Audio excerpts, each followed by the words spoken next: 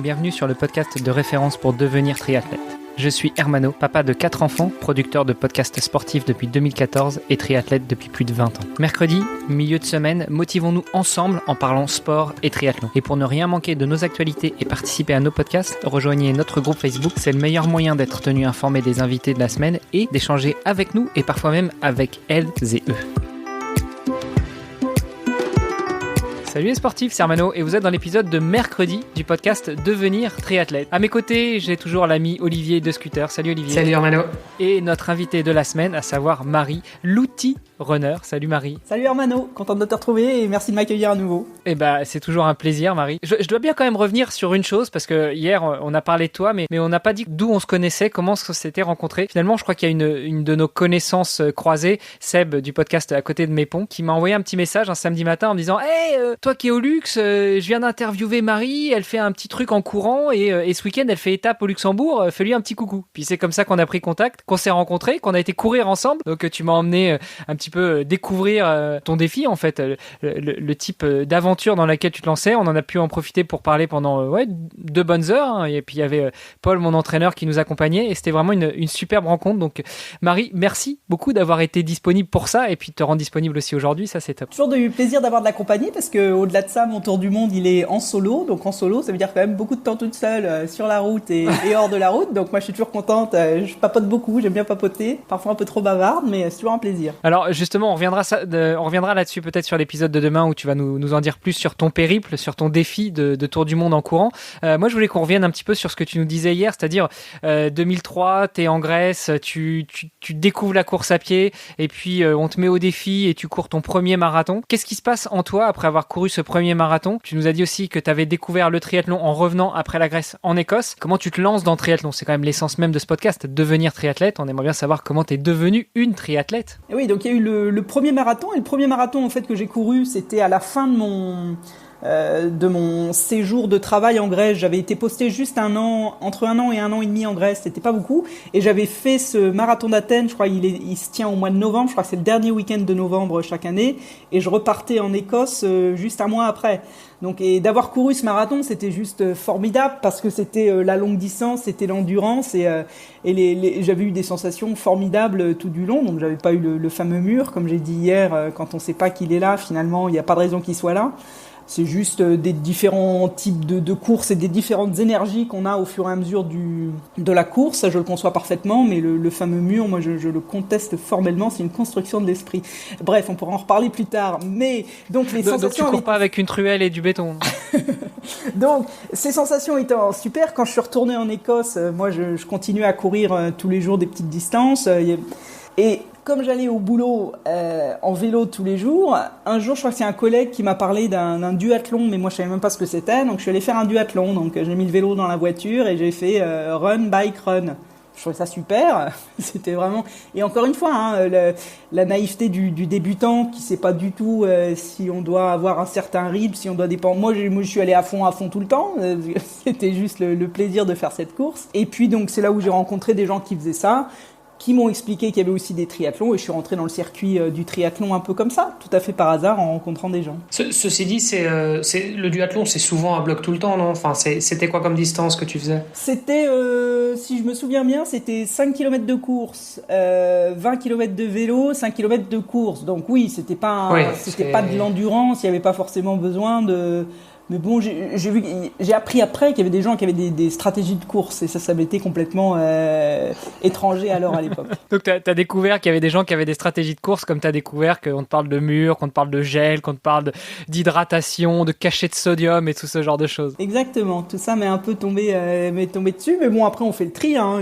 On n'est pas tenu à ça, mais c'est vrai que j'étais moi ce qui m'a surtout surprise, c'est que je trouve qu'il y a une uniformité d'informations et alors toi, peut-être avec ton podcast, peut-être avec le podcast À côté de mes pompes et d'autres podcasts, vous donnez un peu un autre point de vue et ça, je trouve ça très intéressant. C'est pour ça que j'aime bien participer à ces émissions parce que quel que soit le magazine de running que j'ouvre en France ou dans les autres pays, je vois la même chose, j'entends les mêmes choses, j'entends toujours parler des mêmes problèmes qui n'ont pas à être des problèmes, mais quand on vous dit que c'est un problème, ça devient un problème. L'hydratation, la nutrition, et je trouve que c'est un peu ce qu'on voit beaucoup avec les chaussures notamment. Enfin, on en a déjà parlé sur ce podcast avec le minimalisme, etc.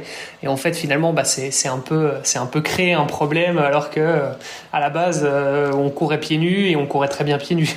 On pourra parler de mes chaussures qui font plus de 3000 km par paire. Je pense que c'est pas quelque chose qu'ils ont envie d'entendre nécessairement, parce qu'on préfère vous dire qu'il faut changer vos chaussures tous les 500 km. Ouais. On pourrait vous dire on pourra en parler aussi, salons, etc. Il y a beaucoup de sujets. Non, je suis d'accord avec toi. Moi, c'est les chaussures avec lesquelles je suis le mieux. C'est mes chaussures qui ont effectivement peut-être plus de 1000 km et je suis pas censé courir avec, mais au final c'est celles dans lesquelles je me sens le mieux effectivement, donc c'est beaucoup une question de ressenti finalement. Je cours sans blessure avec des chaussures qui font 3000 km à chaque fois. Voilà. Ouais, justement, dans quelques semaines on aura l'occasion d'échanger avec Blaise Dubois, le fondateur de la clinique du coureur, et je pense qu'il aura son avis aussi à nous donner là-dessus, sur le minimalisme, sur l'usure des chaussures, sur les attaques talons, sur les gros amortis. Bon, je tease un peu, mais je l'ai déjà reçu dans le podcast de Nakan, et justement je pense que on est sur la même longueur d'onde tous ensemble. Donc Marie, tu nous dis, tu découvres le triathlon par hasard, au hasard d'une rencontre, d'un échange, d'un partage avec d'autres sportifs. Tu te lances évidemment dans l'aventure. Tu nous as dit hier que tu as évolué un peu sur le circuit Alpha Ironman, puis sur le circuit Ironman. T'as quoi comme souvenir de ton premier Ironman, donc ton premier full, ton premier 3,8, 180 et 42? Oh, mais le souvenir, c'est un plaisir immense tout du long en fait. Pour moi, c'était le début c'était l'aventure avec le sport en fait, parce qu'on est sur la ligne de départ, on n'a aucune idée de comment les choses vont se passer, de comment on va se sentir. Et pour moi, ce qui m'intéresse dans la longue distance, et aussi en parallèle dans ce tour du monde que je fais en ce moment, mais qui m'intéressait dans le triathlon longue distance, c'est quel est le rythme qui va s'installer, parce que ça va pas être linéaire, c'est pas possible que ça soit linéaire. Vous allez pas être bien tout du long, et en même temps vous allez pas être mal tout du long non plus. Et moi, ce qui m'intéresse, c'est ça, c'est quand t'as le petit coup de fatigue à un moment donné, ce qui est intéressant, c'est quand tu commences à avoir la certitude que de toute façon, c'est que passager. Tu peux pas te sentir mal jusqu'à la fin, c'est pas possible, parce que les équilibres, l'équilibre, c'est ce qui se passe entre deux déséquilibres finalement. Donc t'as des moments où tu te sens mieux, que tu te sens trop bien presque, tu vas courir trop vite parce que t'as un regain d'énergie, t'as quelque chose, et puis il y a des moments où ça va être moins. Entre tout ça, tu trouves un équilibre de course. Ce qui est intéressant, moi, ce qui m'intéressait beaucoup, c'était de naviguer ça et d'avoir la certitude derrière, dans la tête, la petite voix qui te dit c'est pas grave, c'est ça la course. C'est justement ça l'intérêt de la course. Si c'était linéaire et que j'étais bien tout le temps, ça m'intéresserait pas, en fait. Donc, c'est ça. À partir du moment où on parle de longue distance, quand même, hein, parce que faut quand même préciser que sur du court, en général, on est mal tout le temps. Oui. Je suis tout à fait d'accord. Là, on parlait vraiment, et moi, c'est ce qui m'intéresse, c'est le format Ironman et puis le format au-delà, en fait. C'est ces formats de course qui sont assez longs, bien sûr, oui. Alors, le triathlon, qu'est-ce que ça a changé dans ta vie, que ce soit au niveau de ton mode de vie, tes habitudes, de manière générale? Alors, j'allais dire beaucoup de choses. En fait, la course à pied, parce que c'est quand même ça, moi, je suis partie de la course à pied, a changé beaucoup dans la mesure où j'avais un travail. Donc, après la Grèce et le retour en école, je suis partie sur un boulot où j'étais en 100% travel. C'est-à-dire que j'avais plus de maison. Et je passais 3 mois dans chaque pays. Je faisais partie d'une équipe, on était une douzaine et on faisait que ça. On allait de pays en pays, donc 3 mois où on passait dans la capitale du pays. On faisait pas du tourisme, hein, on travaillait vraiment, on était auditeur. Bien sûr. Grande boîte et donc tu vivais à l'hôtel alors? Exactement, on vivait avec deux valises.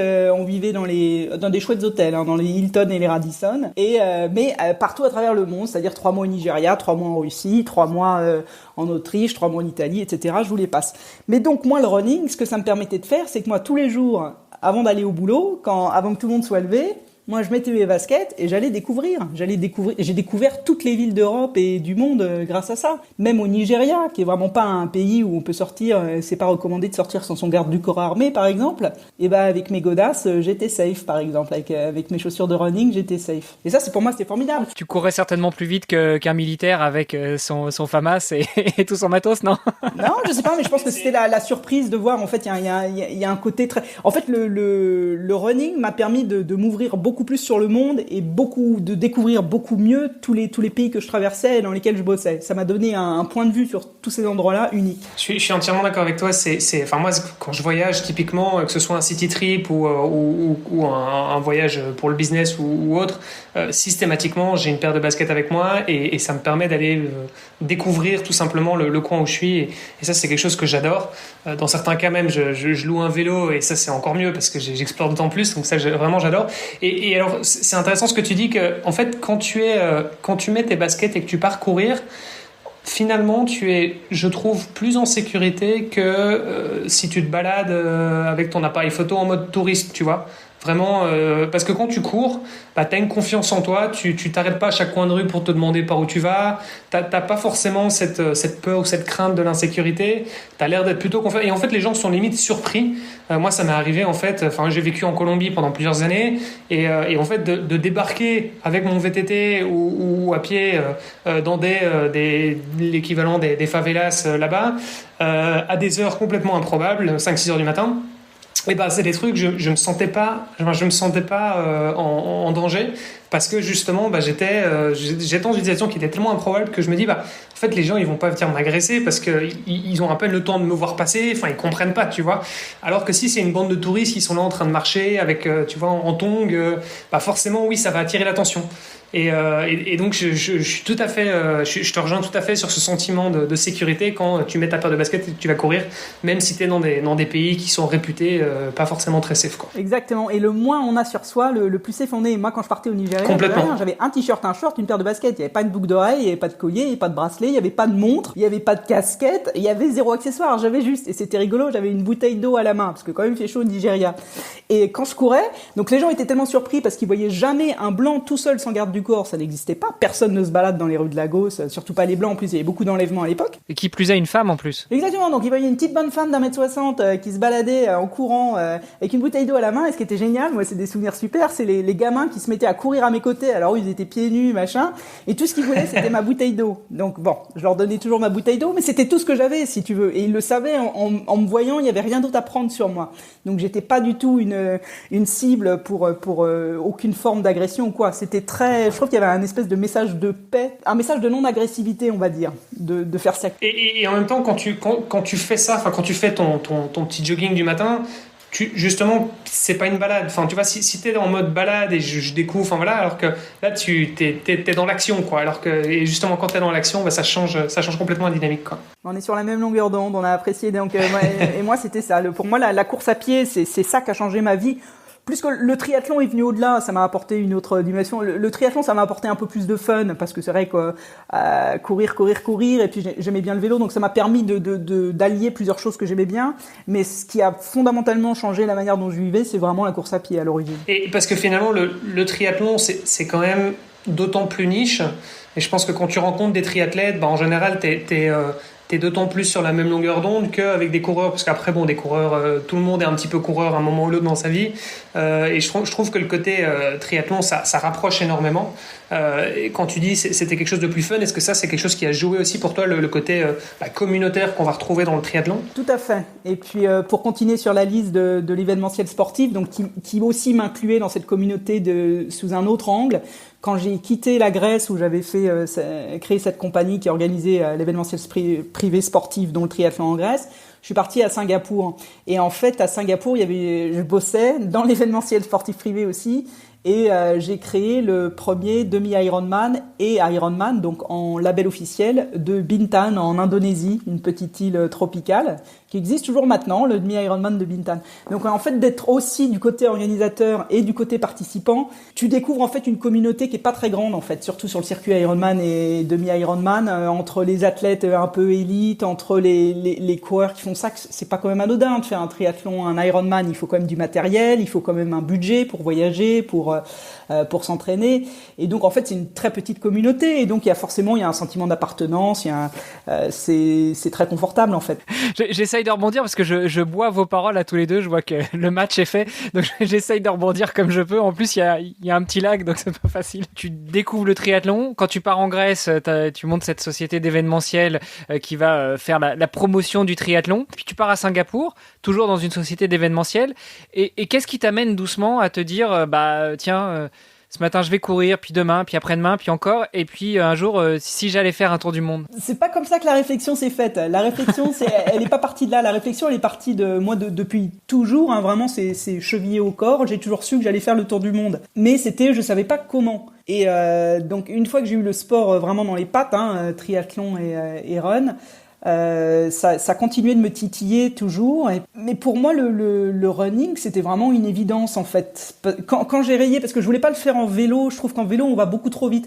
Je voulais trouver un bon équilibre, je voulais trouver le rythme qui était bon pour moi, pour découvrir le monde, pour tout voir, pour tout sentir, pour tout goûter. C'est tous les sens qui sont impliqués quand on court autour du monde. Là, ce matin, je courais en Grèce. Vous pouvez pas savoir les odeurs qu'on a avec les bougainvilliers qui sont en fleurs, avec tout ça. Moi, c'est tous les sens. Et le soir, j'arrive quelque part, je mange les produits locaux, c'est tout. Et donc, je voulais être au bon rythme pour tout voir. Et pour moi, le vélo, c'était trop rapide. Donc, la course s'est un peu imposée. En plus, j'avais tous mes souvenirs de voyage où la course était vraiment l'élément qui me faisait visiter et découvrir plus en profondeur les villes où j'étais. Et puis j'avais envie de prendre le temps, en fait. Les gens, ils courent parce qu'ils sont pressés. Mais moi, j'ai voulu courir pour prendre le temps. Ce qui est pas forcément banal. Mais je trouvais que c'était le bon moyen. C'était le rythme et la hauteur qui me correspondaient. Voilà, donc c'est plus partie du running en fait, et c'est plus partie de l'idée de faire le tour du monde. Après, oui, j'aurais pu le faire en vélo, mais encore une fois, je trouve que ça va trop vite. On n'a pas le temps d'attraper les regards, on n'a pas le temps de sourire à quelqu'un, on n'a pas le temps de s'arrêter parce qu'il y a un chien au bord de la route qui commence à venifler les mollets. On n'a pas le temps de tout ça.